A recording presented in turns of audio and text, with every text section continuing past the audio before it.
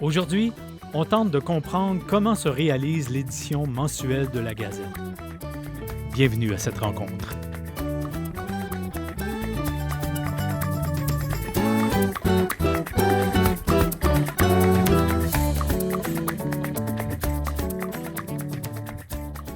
Bonjour à toutes et à tous et bienvenue à ce deuxième volet de ces émissions spéciales qui soulignent le 40e anniversaire de la Gazette de la Mauricie.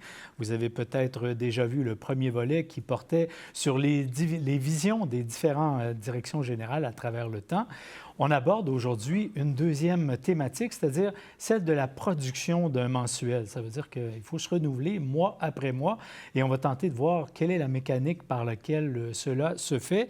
Et je vous dis tout de suite qu'il y aura trois autres volets que je vous invite à regarder. Un qui parlera de la pérennité des médias écrits communautaires, comment on fait, entre autres, pour les financer. Il y en aura un qui va porter strictement sur la fête, parce qu'il y aura un 5 à 7 où plusieurs personnes ayant contribué à la Gazette depuis ces 40 ans se réuniront pour célébrer. On ira à leur rencontre pour avoir des parcelles d'histoire de chacun d'entre eux. Et finalement, comme le 40e anniversaire de la Gazette de la Mauricie marque aussi la fin de la 5e saison de La Tête dans les nuances, je vous ai préparé une petite visite des coulisses de la production technique de La Tête dans les nuances. Enfin, vous allez savoir presque tous les secrets de cette émission-là, sauf les prochaines thématiques pour la prochaine saison. Si prochaine saison il y a, mais les rumeurs vont bon train. Alors, revenons donc à la thématique d'aujourd'hui, à savoir la production même d'un numéro. Alors, on le sait, il y a plusieurs étapes à franchir avant que ça soit rendu possible. Mais dans un milieu où on travaille principalement avec des journalistes qui sont bénévoles, comment on fait pour produire un numéro mois après mois? Comment on fait pour produire un mensuel alors que de nos jours, la nouvelle du jour est souvent périmée le lendemain? Comment on fait s'assurer que le mensuel sur lequel on travaille pendant des semaines gardera sa pertinence quand arrivera le moment de la publication? On ira faire un petit côté du côté de l'édition aussi pour voir que la Gazette de la Mauricie, vous le savez, conserve toujours son édition papier, mais ça a sûrement connu des transformations au fil du temps. On parlera de cela aussi. Et on parlera également aussi de tout le volet numérique et tout le volet vidéo, web, qui est de plus en plus développé par la Gazette. Évidemment, je ne vais pas parler de ça tout seul. Alors, j'ai trois invités qui nous permettent d'en parler de façon professionnelle et aguerrie. Je vous les présente à l'instant. J'ai le plaisir de recevoir M. Alain Dumas, qui a des études en économie, a été très longtemps professeur d'économie. Aujourd'hui, retraité, mais il n'en a que le nom, puisqu'il est formateur en économie à l'Université du Troisième Âge, à l'Université du Québec à Trois-Rivières. Il est conférencier et il est de plus, vous le devinez, impliqué à la Gazette de la Mauricie à titre de rédacteur, mais aussi à titre de membre de la table éditoriale. On ira voir ce que ça veut dire, tous ces grands mots. Je reçois également M. Daniel Piché, bonjour. Bonjour. Qui, lui, après des débuts en journalisme à l'écrit et à la radio, se dirige vers la vente et le marketing auprès des journaux. Aujourd'hui, on le retrouve à titre de responsable des ventes au Bulletin des Chenaux, un autre média communautaire écrit de la région.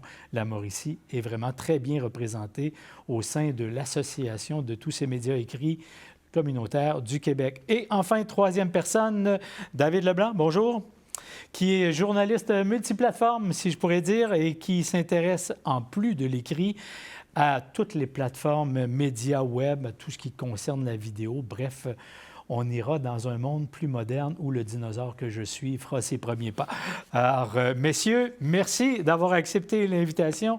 Je commence tout de suite avec vous, M. Dumas, puisque, je le disais, la conception d'un mensuel à l'heure où la nouvelle est périmée le lendemain du jour où on l'annonce, comment on fait pour produire le contenu d'un média mensuel? Que ça commence où et comment? En fait, je ne sais pas. Non, c'est une blague.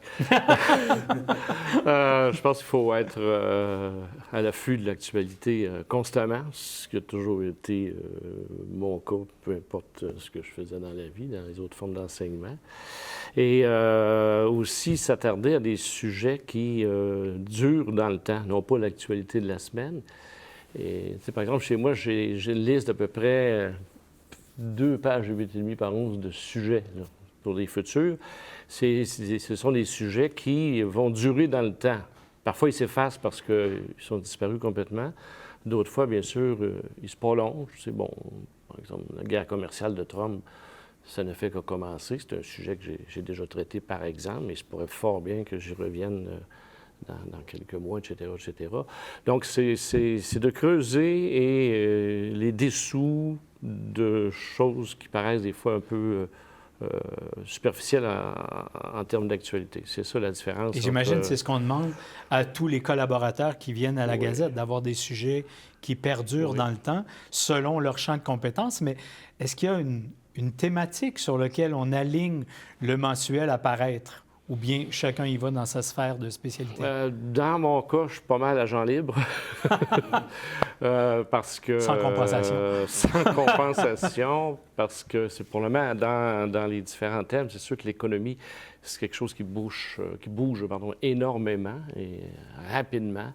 Et je dirais aussi dont les sujets, les problèmes se multiplient toujours dans le temps. Donc, parfois, j'ai peut-être le contraire de certains, un petit casse-tête, lequel je devrais traiter, puis anticiper ce que sera dans 3 ou 4 semaines ce sujet-là. Sinon, je ne rentre pas dedans si j'ai aucune certitude que dans 2 ou 3 semaines, il n'y aura pas des conséquences. Ça m'amène à fouiller énormément de documentation internationale, surtout.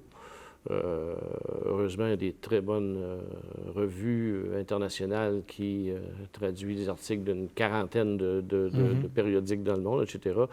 Mais parfois, c'est très long, très difficile. Alors, sans être devin, il faut avoir cette capacité de se projeter 2-3 semaines à l'avance. Mais quand vous réunissez les membres de la table éditoriale, c'est combien de personnes autour de la table? On a 6, la table éditoriale, oui. Et c'est vous qui allez déterminer le contenu et après aller chercher des gens susceptibles d'écrire des articles qui vont aller dans le sens de ce que vous avez décidé, ou bien vous concoctez avec les offres qui vous sont faites? On détermine un sujet collectivement et une personne prend en charge la rédaction de l'article qui concerne le sujet. Et bien sûr, on reçoit des copies. On critique, on modifie des morceaux, etc., etc. Donc, le travail collectif vient après l'écriture, bien, avant et après l'écriture, parce que la personne à qui se propose de faire l'édito, alors bien sûr, va y aller selon les discussions, et après, on revalide ça avant la publication. Ouais. Et ça, c'est pour la publication de l'éditorial ou pour l'ensemble du numéro? Alors, l'éditorial seulement. D'accord. Parce que je me disais, il y a plein de gens qui ont signé des articles qui étaient vraisemblablement pas autour de la table au moment où se prennent ces décisions-là. Non. La table éditoriale, c'est vraiment sur le contenu de l'édito en tant que tel de la Gazette et non pas de comment on va relier ça aux différentes rubriques qu'il y a dans la Gazette en tant que telle. OK. Donc, la Gazette n'est pas constituée de dérivés de l'éditorial. Non, il y a l'éditorial qui porte son sujet et ensuite, on va selon l'expertise et la compétence de chacun. Oui, parce que dans mon cas, ce serait un casse-tête s'il fallait que je revienne constamment parce que parfois, 48 heures avant le deadline, je me vire de bord sur un sujet. Et là, heureusement, les recherches sont souvent faites, mais c'est sûr que ces 48 heures-là, il ne faut pas que j'ai trop de party dans les deux soirées qui précèdent. C'est du bénévolat concentré, ces 2 journées-là. Il n'y a pas de place à l'erreur. Monsieur Piché, vous êtes depuis longtemps au Bulletin. Un autre quotidien communautaire, pas quotidien, mais un autre journal mensuel communautaire de la région. Vous êtes en charge de la publicité, entre autres, et du marketing. Exact. Et là, il doit y avoir tout un monde. D'abord, j'ai vu que vous avez amené la dernière édition du bulletin en format papier. Est-ce que, pour vous, le format papier, c'est encore une attache affective ou bien c'est quelque chose en voie de disparition? Bien, on ne se cachera pas que les journaux, de façon générale, c'est en voie de disparition éventuellement. En ce qui concerne le bulletin des Chenaux, pourquoi qu'on a une version papier? On ne se cachera pas, on est dans un milieu rural. Donc, les personnes un peu plus âgées, plus que 50 % de la population de la MRC est au-dessus de 40 ans. Donc, ils veulent encore avoir la version papier. Alors, pour ça, nous, c'est important qu'on maintienne la version journal dans la MRC parce que les gens veulent s'informer. C'est la seule façon, surtout dans des milieux comme ça. On n'est pas dans un milieu urbain. Donc, il y a moins de radio, moins de télévision, moins d'autres médias. Donc, le seul, on le dit, c'est le seul bulletin qui apporte de l'information dans les demeures, c'est le bulletin des Chenaux. Par contre, on n'est pas un journal d'actualité comme tel, au jour le jour, parce qu'évidemment, on est publié une fois par mois. Mais on veut parler des gens du milieu, des gens qui s'impliquent, des gens qui font des choses différentes dans la communauté. Alors, on veut valoriser les gens.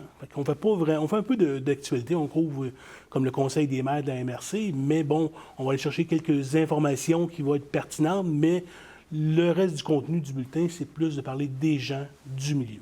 Mais quand on regarde les différents publicitaires qui supportent le bulletin et qui se retrouvent là, je me disais, est-ce que pour eux, le papier, c'est encore significatif? Parce que si, comme publicitaire, on m'approche et on me dit il y a 10 000, il y a 15 000, il y a 20 000 copies qui vont être distribuées de ton annonce, je sais qu'il y aura au bout 20 000 personnes qui vont le voir.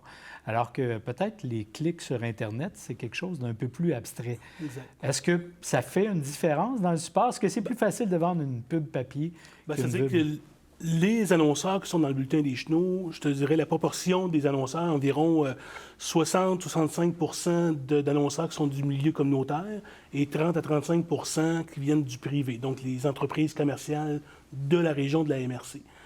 On ne se cachera pas, ça fait 35 ans dans le milieu publicitaire. La tarte publicitaire a rétréci d'année en année comme dans tous les médias et le bulletin ne fait pas exception, là. Sauf que nous, l'approche qu'on a, comme c'est un journal communautaire, quand je parlais de 60-65 %, c'est que c'est les gens du milieu qui veulent investir dans le journal pour que le journal continue à être publié. Alors, c'est là la différence. Nous, on a une forte approbation de la MRC. La MRC des Chenaux supporte très bien le journal en publiant ses publicités dans toutes les sphères de ses activités.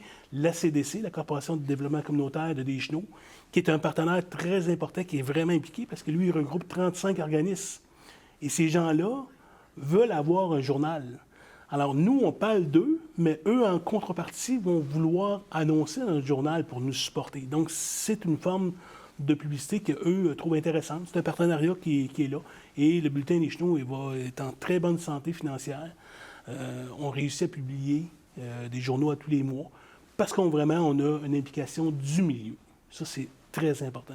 Alors, cette collaboration-là entre les organismes et les gens du milieu, ça fait en sorte que les grands défis dont on nous parle toujours face aux GAFAM de ce monde, on le sent davantage peut-être dans la presse traditionnelle que dans le média communautaire? C'est ça. Parce que si mes revenus publicitaires seraient à 100 % commercial, je ne pense pas qu'on serait capable de survivre. En tout cas, dans ce format que nous, on veut publier. On parle de combien de copies 10 000 mensuellement? copies. Parce que vraiment, c'est 10 000 portes maximum dans la MRC des Chenaux. On couvre toutes les portes de la MRC. Et c'est livré dans des présentoirs ou bien? Non, c'est livré par Poste Canada. Donc, ça se rend dans chacun des foyers? Dans chacun des casiers postales, vraiment, les gens ont une copie du journal à tous les mois. Ce qui veut dire qu'il y a une police d'assurance aussi qui vient avec la vente d'une publicité. Exact. Non seulement c'est 20 000 copies, mais c'est 20 000 copies livrées. C'est ça. Les principaux joueurs, les principaux acteurs économiques là, dans la MRC sont avec nous. Là. Ils collaborent parce que les gens comprennent aussi que c'est un support à la communauté en même temps. Ils savent que c'est le dernier média qui reste dans la MRC. Là. Donc, si on veut avoir une copie, un papier encore, c'est la seule façon, c'est d'investir en nous aidant avec des publicités locales. Là. Et si on remonte un peu en amont, l'impression de ce journal-là, c'est encore fait chez nous? Non, c'est imprimé à l'extérieur. Évidemment, j'ai connu les belles années ici avec Trois-Rivières Offset qui nous imprimait autrefois. Depuis 35 ans, le marché a changé beaucoup. Hein. On est toujours à l'extérieur. Il faut aller à l'extérieur. Même au niveau impression, ça aussi, c'est un enjeu qu'on surveille de près dans les prochaines années parce que c'est beau dire que oui, nous, on veut imprimer, mais est-ce qu'il y a quelqu'un qui va vouloir nous imprimer? Parce que les imprimeries, elles aussi, ont beaucoup moins de volume qu'auparavant. Donc, ils cherchent des clients, eux aussi. Par contre, un client mensuel, quand même, Ça offre une certaine permanence dans le revenu. Oui. Vous devez être attractif, non? Absolument. 10 000 copies, je ne sais pas pour eux si on est attractif, mais oui, nous, on veut se faire En tout cas, imprimer. ça s'ajoute aux revenus, à coup Si sûr. on regarde la question que vous posiez autrefois, c'était Trois-Rivières Offset qui imprimait des centaines de milliers de copies, là, avec le Nouvelliste qui avait 55 000 copies il y a une trentaine d'années, avec tous les quotidiens, etc. etc. Et là, ça a quitté. Donc, on est obligé de se faire imprimer à Montréal, malheureusement. Et est-ce qu'on doit s'inquiéter? C'est-à-dire, bon, on va à Montréal, on a compris qu'on n'a pas d'autre choix que de le faire. C'est le seul choix qu'on a. Oui, bien, inquiété dans le sens que il y a de plus en plus, chaque année, il y a toujours des journaux qui ferment, là, que ce soit communautaires ou privés. Là. À chaque année, il y a toujours plusieurs journaux, je n'ai pas les quantités exactes, mais à tous les années, il y a des journaux qui ferment. Là. Est-ce qu'il y a un risque qu'un jour, on voit la disparition du papier pur et simple? En raison de ça aussi. Parce qu'on va, comme je vous disais, un jour, on va avoir de la misère à se faire imprimer parce qu'on ne trouvera plus d'imprimeurs. Eux autres ici se tournent vers d'autres sortes de produits à imprimer que du papier journal. Est-ce que les revenus publicitaires pourraient faire le pas vers le numérique de façon aussi importante? La transition est difficile. Nous, au Bulletin des Jetons, on n'a pas de format numérique comme par exemple à la Gazette. On n'a pas de site Internet où les gens... Nous, on est concentrés vraiment sur le papier. On sait très bien que la transition va devoir se faire un jour vers le numérique. Mais les revenus publicitaires, s'ils seront encore là, ça, j'en doute. Parce que moi, ça fait, comme je disais, une trentaine d'années dans le secteur de la publicité. J'ai aussi été dans les médias privés où on essaie de vendre de la publicité locale, numérique. Et c'est pas si facile que ça. Localement, de vendre de la publicité numérique locale, c'est vraiment pas facile.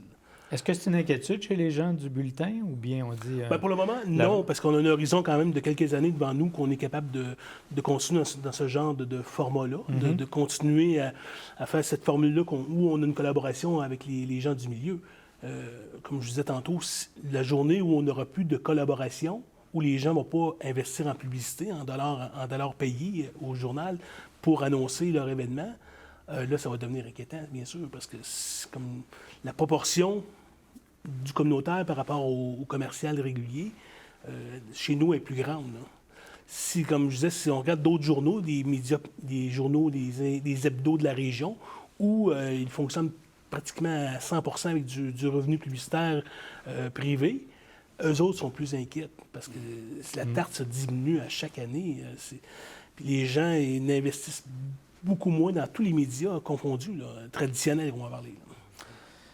Et ça me permet de faire le pont parce que, tout en souhaitant que l'édition papier continue d'être publiée, je pense qu'il y a aussi un défi de lectorat, c'est-à-dire de pouvoir rejoindre des générations qui ont été moins touchées par le papier ou qui l'ont tout simplement jamais connu parce qu'ils sont nés avec un téléphone intelligent ou avec une montre qui faisait le travail. Et toi, David, tu travailles beaucoup au niveau de l'image et de ces nouveaux médias qu'on voit sur le web. Est-ce que le contenu de la Gazette de la Mauricie ou du Bulletin des Chenaux est quelque chose qui peut devenir attractif sur le web pour une jeune clientèle? Ça, c'est une bonne question. Je pense que oui, mais... Comment on twiste ça? C'est ça, c'est que la vidéo, ça vient avec une génération aussi qui vient avec sa propre écoute. C'est difficile aujourd'hui d'avoir quelqu'un qui va écouter la même vidéo plus longtemps que 30 secondes. Moi, je me souviens, quand je travaillais dans un musée, on avait des normes. Ils nous disaient, si la clientèle est debout et regarde un écran, c'est maximum 1 minute. Comment qu'on veut passer de l'information? Je fais juste un parallèle avec ce que tu écris. Imagine expliquer un de tes points en 1 minute. Et là, c'est plus 1 minute, c'est 30 secondes. Ça dépend. Parce que je pense que quelqu'un qui s'intéresse au contenu de la Gazette, ça reste quelqu'un qui est porté vers l'information, vers les trucs un peu plus communautaires. Peut-être que lui, ça passe d'1 minute à 1 minute 5, je niaise, là. Mais peut-être 2 minutes. Là, depuis 1 an, à la Gazette, on essaie de faire plusieurs sortes de petites vidéos pour voir comment ça répond.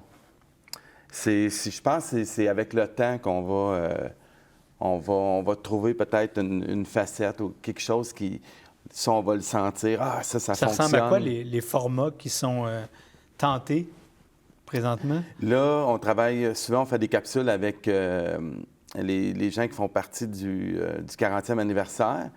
Et puis là, ça ne marche pas avec tout ce que je viens de dire, c'est qu'on laisse le contenu pratiquement intégral. Si la personne nous répond en dedans de 20 minutes, je le laisse au complet. C'est drôle parce que avec les années, on a toujours l'impression que...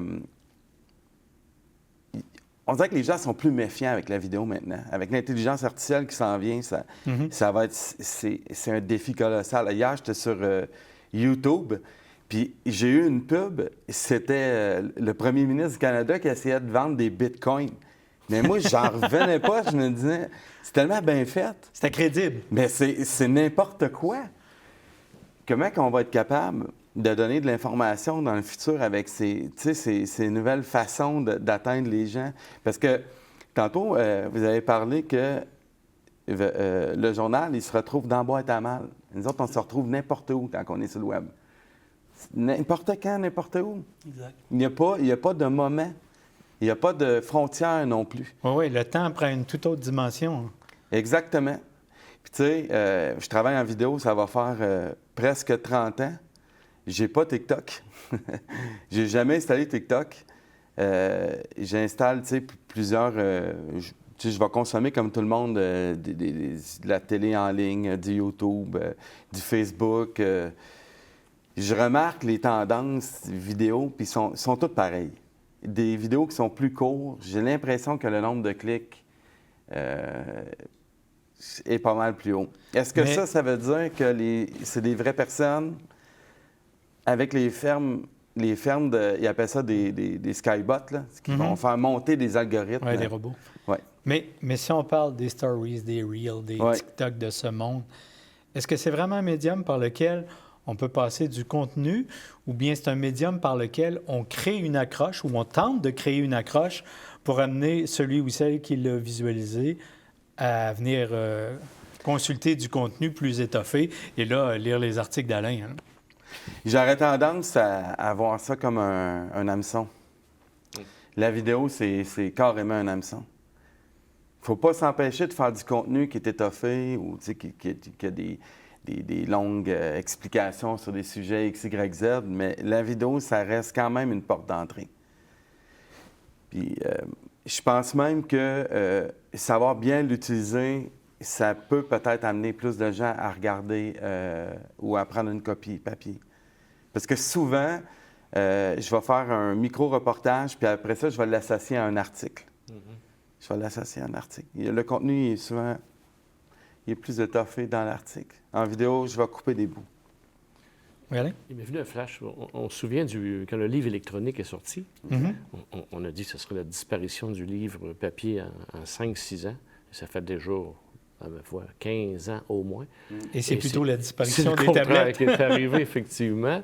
Et c'est pour ça que je trouve le dernier morceau que tu viens de lancer, c'est-à-dire que l'électronique, pour moi, est essentiel, mais amener sur le papier, sans pour autant avoir peut-être tout le contenu sur une plateforme, pour en savoir plus.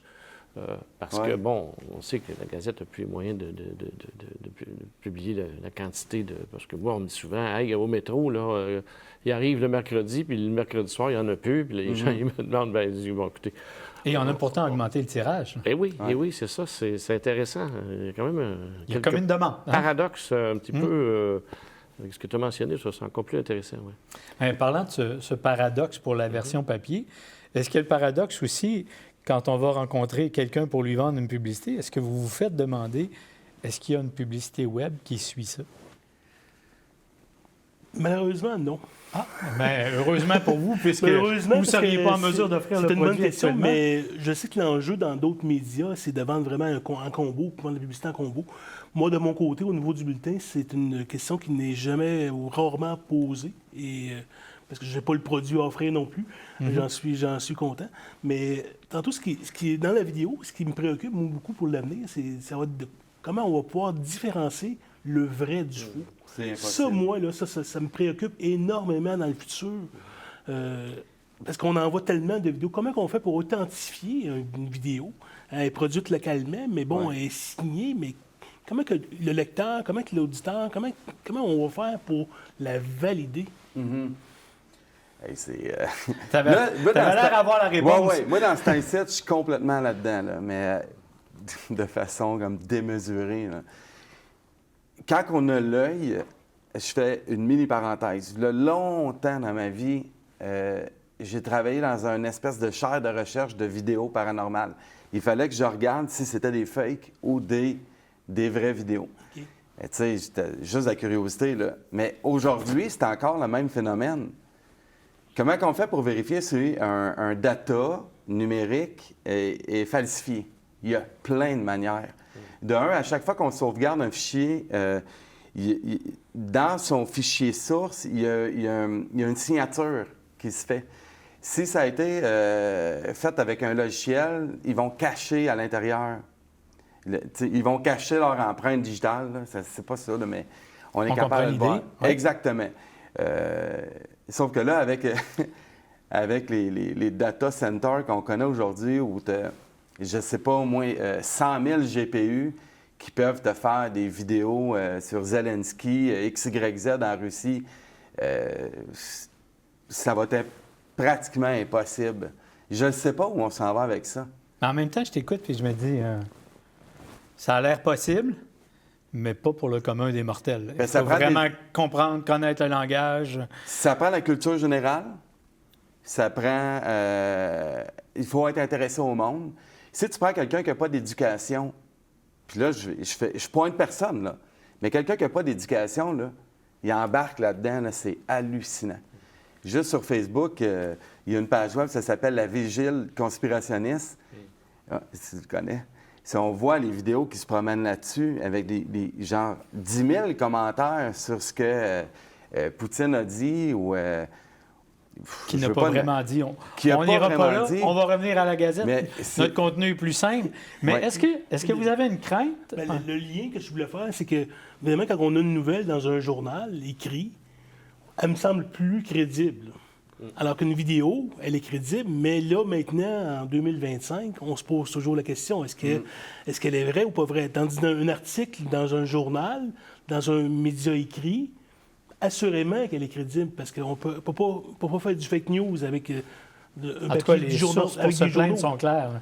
Mais ce que j'entends aussi dans ce que vous me dites, c'est... Ben, en fait, je pose la question, je ne sais pas, mais est-ce qu'il y a une crainte dans votre métier de dire, oui, mais un jour, je devrais vendre de la publicité vidéo? Absolument.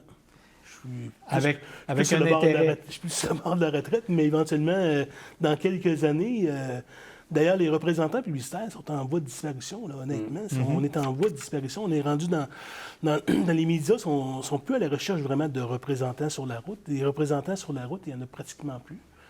Ça se fait tout via le web, parce qu'évidemment, on vend du web. Veut pas, nos techniques de vente sont via le web. Mais oui, c'est inquiétant. La profession de représentant des ventes est inquiétante pour le futur. On n'aura pas réussi à répondre à toutes les questions en 30 minutes, mais on a quand même une bonne idée des défis colossaux auxquels doivent faire face nos médias communautaires dans les prochaines années. Merci infiniment d'être passé sur ce plateau. Et puis, on va se revoir à la fête très certainement, mais on va vous lire. On va regarder vos publicités, parce que c'est le nerf de la guerre. Hein? Les publicitaires achètent pour être vus. Et puis, on va aller voir vos différentes vidéos qui, espérons-le, vont nous amener une clientèle nouvelle vers la Gazette et vers le bulletin. Merci, messieurs, d'avoir été là. Merci.